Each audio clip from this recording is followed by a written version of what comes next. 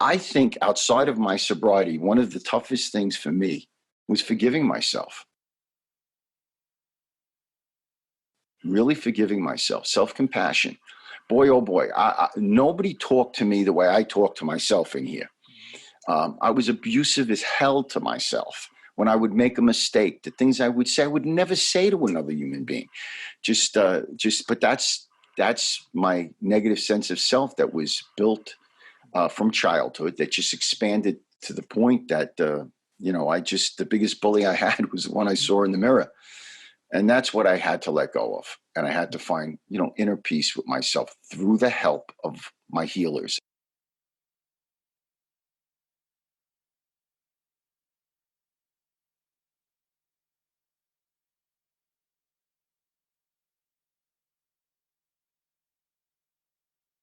Unfortunately, the solution is what the problem is. The problem is I stopped trusting people early on. Like for me, I had a dad that was an alcoholic, and when he came home late at night, he would hurt people. He hurt my mother and me. And so between the two, between being molested and between having a family, I couldn't share my pain.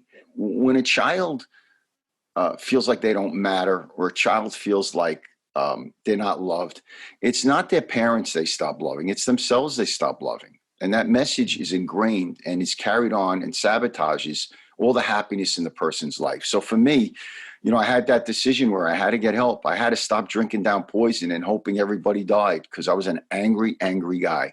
And it was my wife and kids leaving me that really created the willingness, if you will, the desire to look under those unswept corners of my life and look at my brokenness. And boy, was I broken. Trusting others when you come from my kind of childhood is not something you're going to ever feel like doing. You're not, because you're going to time travel. That's what I call it.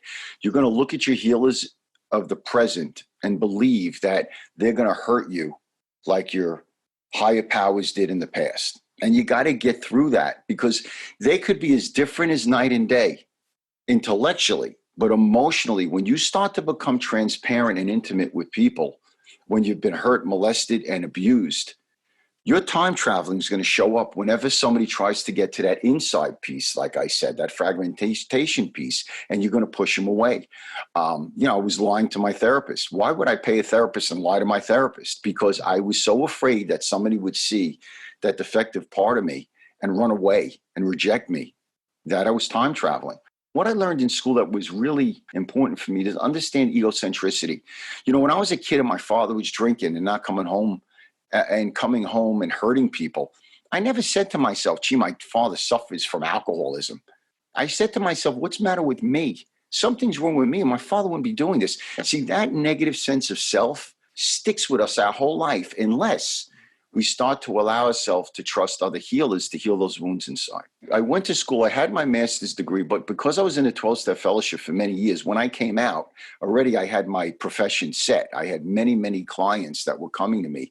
And it was I'd say about 20 years ago. I was a businessman. I was in the world of business. I was making a fortune and destroying myself with two fortunes with my addiction. And about 20 years ago, I decided, I had two goals. One was to help other people that suffer as I did from negative childhood messages. And my other goal really was to give my children what I never had as a kid. And that was a safe place, a place where they could share their feelings, a place where, they could cry in front of me. And I put my arm around them. For me as a kid, if I showed emotion, my father called me as a little girl. That's the message I got. And, I remember one time, we had to put a dog to sleep, and my son was 13 years old, and he was very distraught. And I walked in his room. I said, "How you doing, Tommy?" He said, "I'm doing okay, Dad." But I knew there was more I had to do. I knew I had to give him something else. I went and I put his arms around me, and I put his head on my chest. And after a few seconds, he just started to cry, and he just let it all out. Jim, I knew at that time I was giving my son a safe place, a place to cry in his father's arms. I never had that place as a kid. It's really not just about the 12-step program. It's really about learning to feel good enough about ourselves to share our feelings.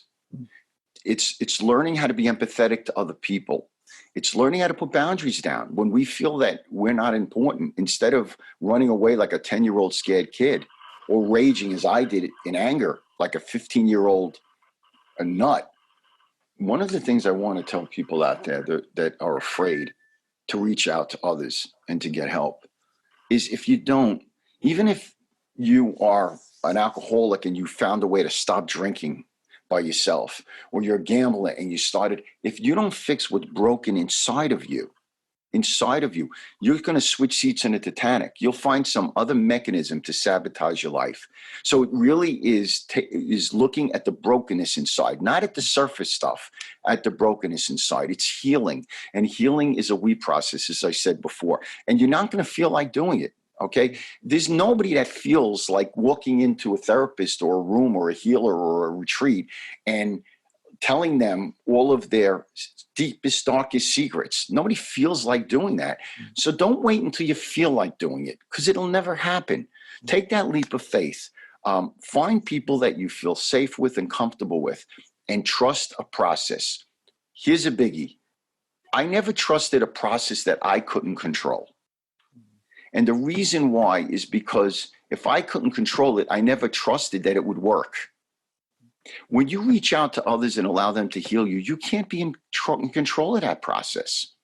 They're your healers. They're in control of that process. And you are not responsible for the wounds that you received in childhood. But I say this with love. You are responsible for healing those wounds for you,